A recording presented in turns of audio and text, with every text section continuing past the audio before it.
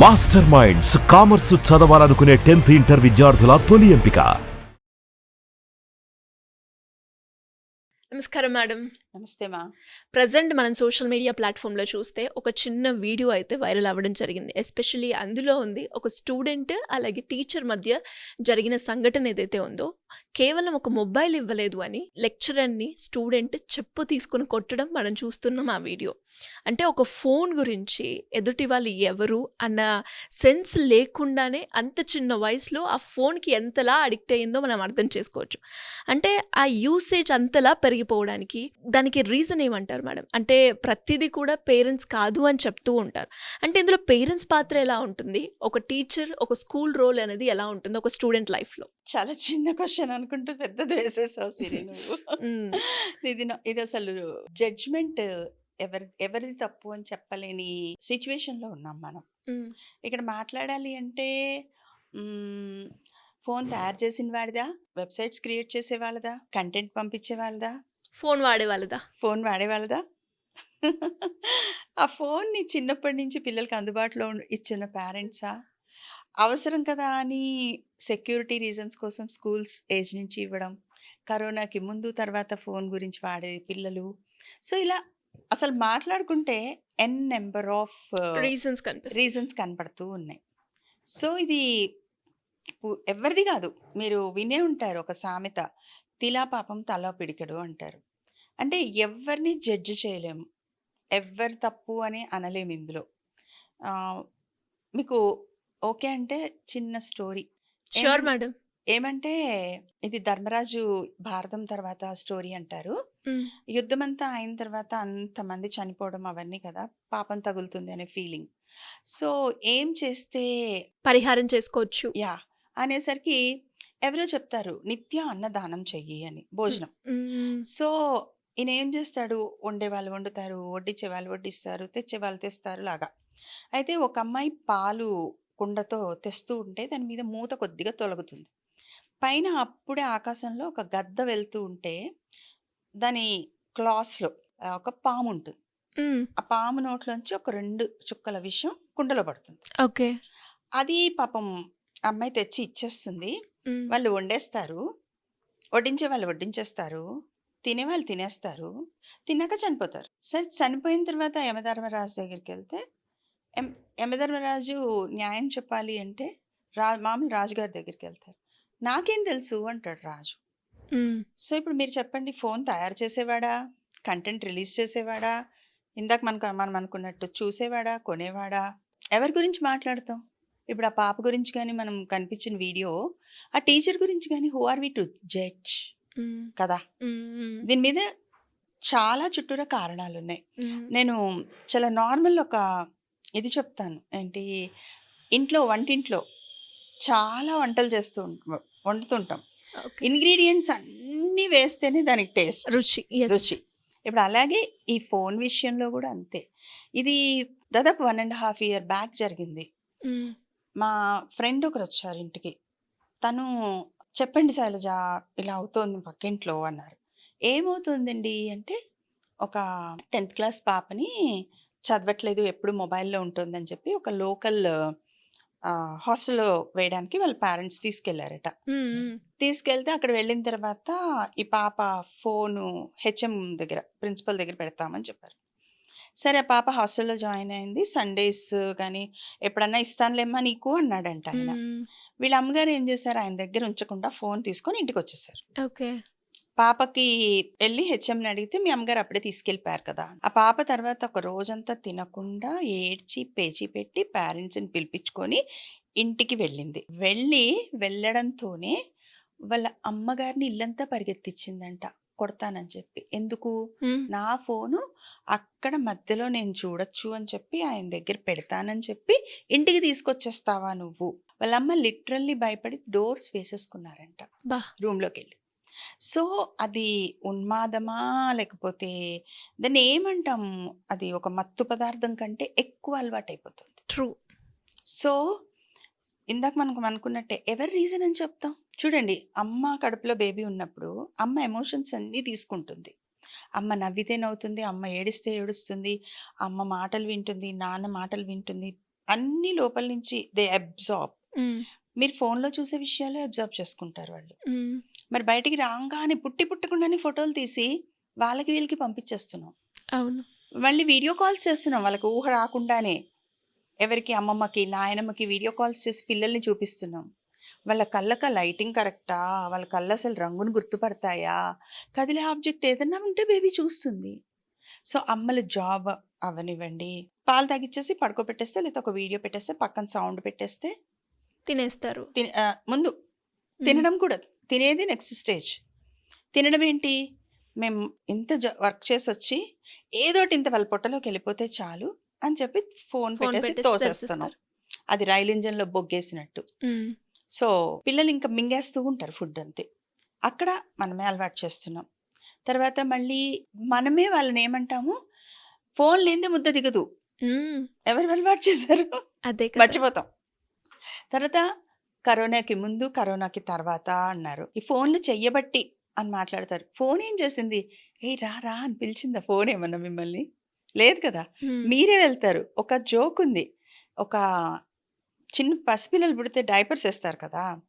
Baby కదిలినా ఏం చేసినా ఆ బేబీ డైపర్ తడిచిందేమో అని మదర్ ఎళ్లి చూస్తూ ఉంటదట.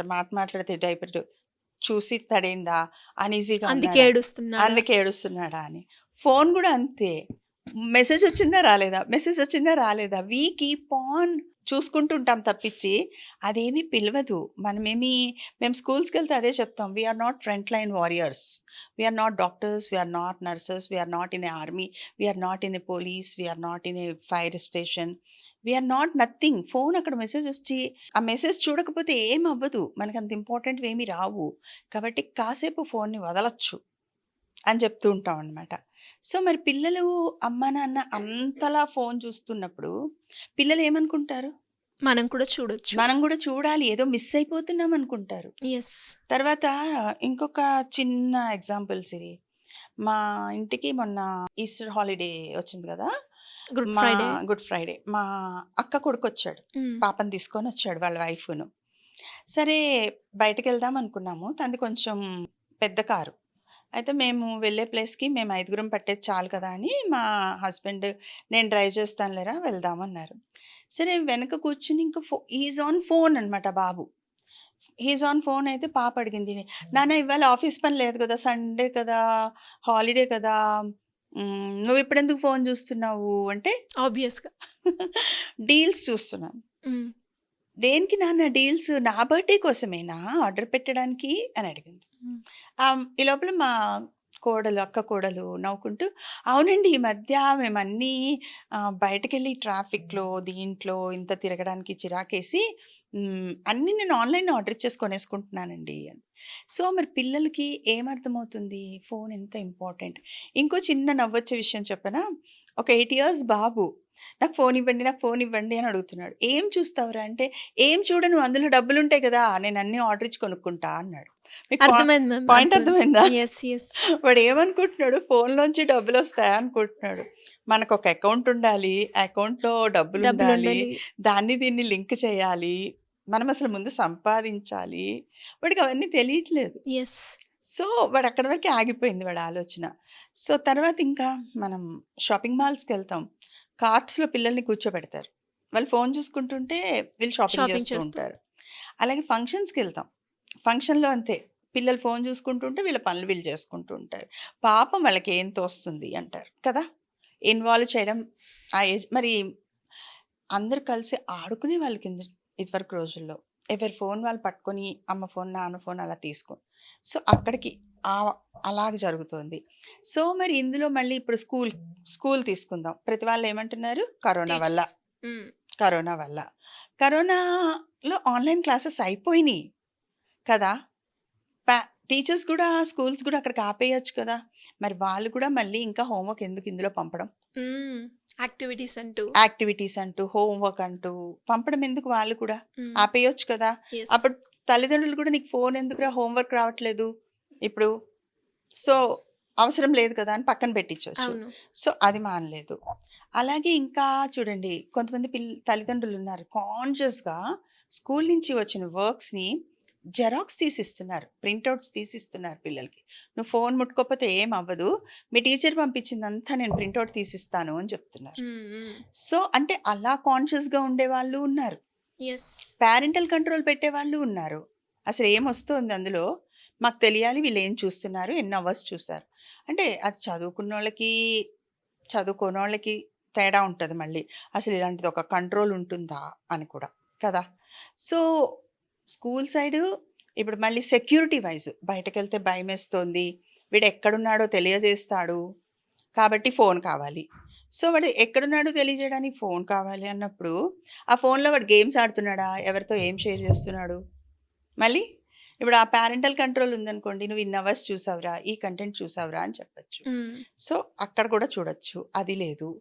తర్వాత ఇంకా ముందుకెళ్తే స్కూల్స్లో ట్యాబ్స్, మా స్కూల్లో మీ పిల్లలు నోట్స్ రాయక్కర్లేదు, ట్యాబ్స్ వాడతారు అనగానే మనం క్రేజీగా అందులో చేర్పిస్తున్నాం. టెక్నాలజీ అప్గ్రేడ్ అనుకుంటున్నాం. వాళ్ళు ఏం చూస్తారు, ఏం చేస్తారు, దాన్ని తీసుకొచ్చి ఇక్కడ ఎలా వాడతారు అని మనం ఆలోచించాం. సో స్కూల్లో కనీసం ఫోన్లని స్కూల్లో క్లాస్ రూమ్స్లో ఇప్పుడు చూడండి, అది పబ్లిక్ ప్లేస్. మీరు ఇందాక మనం స్టార్ట్ అయింది ఎక్కడ, వైరల్ అయింది అనుకున్న చోట. సో పబ్లిక్ ప్లేస్లో వాడడం వేరు, స్కూల్ లోపల కూడా వాడడం వేరు. ఎందుకంటే మొన్న విన్నాను, ఎక్కడో వేరే కంట్రీలో ఒకళ్ళు కాల్ చేసినప్పుడు కాన్సర్ట్కి వెళ్ళారంట. కాన్సర్ట్కి వెళ్తే వాళ్ళు సీలేసేసి ఇచ్చారంట ఫోను. ఆ ప్యాక్ మన దగ్గరే ఉంటుంది, వెళ్ళేటప్పుడు సీల్ తీయించుకోవాలి. మనం గుళ్ళల్లో చూస్తుంటాం, మొబైల్ పెట్టేయాలి. సో స్కూల్స్లో కూడా ఆ సిస్టమ్ పెట్టచ్చు కదా. మొబైల్ తెచ్చుకుంటే చిన్న స్లాట్స్ ఇవ్వండి, చెప్పుల స్టాండ్ లాగా ఫోన్ మొబైల్ స్లాట్ ఇవ్వండి. ఎందుకంటే ఆ టైంలో అట్లీస్ట్ దే విల్ బి ఇక్కడ ఆలోచన పెడతారు, ఇక్కడ కాన్సన్ట్రేషన్ పెడతారు. సో ఇంకా సిరి ముందుకెళ్ళామనుకోండి, ఇంకా తయారు చేసేవాడికి తప్ప, కంటెంట్ రిలీజ్ చేసేవాడికి తప్ప, చూసేవాడికి తప్ప, దానికి పర్మిషన్స్ ఇచ్చేవాళ్ళకి తప్ప మనకి సెన్సార్ లేదు. సినిమాకి సెన్సార్ రేటింగ్ ఇచ్చి ఇది ఏ మూవీ, ఇది యూ మూవీ అని చెప్తారు. మరి ఇందులో కంటెంట్కి ఎవరు బాధ్యులు ఇంత రిలీజ్ చేస్తూ ఉంటే? మరి దీనికి కూడా ఒక సెన్సార్ బోర్డు ఉండాలి, దీనికి కూడా ఒక రిలీజింగ్ పాయింట్ ఉండాలి. అది అది అది 9 నెలల పాపాయికి చూపిస్తున్నామా, చూస్తోందా, 3 ఏళ్ల పాపాయి స్క్రోల్ చేస్తోందా, 12 ఏళ్ల బాబు చూస్తున్నాడా, రిటైర్ అయిపోయిన తాత చూస్తున్నాడా, ఎవరి కంటెంట్ ఎవరు చూస్తున్నారు, ఎక్కడుంది control? You can download any app, you can do anything, you can see anything. So మరి ఇంత విస్తృతంగా ఉన్నప్పుడు, ఇందాక పాలు తీసుకెళ్ళే అమ్మాయి తప్ప, విషం చిమ్మిన పాము తప్ప, దాన్ని ఆహారంగా తీసుకెళ్తున్న గద్ద తప్ప, వండిన వాళ్ళకి తప్ప, వడ్డించిన వాళ్ళకి తప్ప, తిన్న వాళ్ళకి తప్ప, అసలు ఈ అన్నము దానం చేస్తాను అని చెప్పిన రాజుగారిది తప్ప. సో ఎవరిది తప్పని చెప్తాం? Can we judge on this point? అంటే ఇక్కడ మళ్ళీ అందరూ కూడా కొంచెం కాన్షియస్ అయ్యారంటే ఎవ్రీథింగ్ విల్ బి ఆల్రైట్. ఎందుకంటే డబ్బు కోసం కొందరు, పేరు కోసం కొందరు, రీల్ వెనక రీలు, షార్ట్ వెనక షార్ట్, అలా చూస్తూనే చేస్తూనే ఉంటున్నారు. సో మనము we are all on the land mines అని చెప్పచ్చు.